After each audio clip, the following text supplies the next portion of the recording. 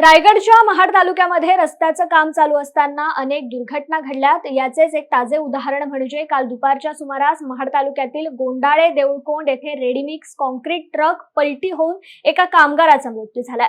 या ठिकाणी सिमेंट कॉन्क्रीटचा बंधारा बांधण्याचं काम सुरू असताना अचानक कॉन्क्रीट मिक्सर ट्रक पलटी होऊन त्याखाली एका कामगाराचा मृत्यू झालाय, तर एक कामगार गंभीररित्या जखमी झालाय।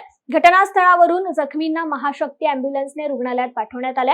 महाड उपविभागीय अधिकारी शंकर काळे आणि त्यांच्या संपूर्ण टीमने अपघातास्थळी मदत कार्य केलं।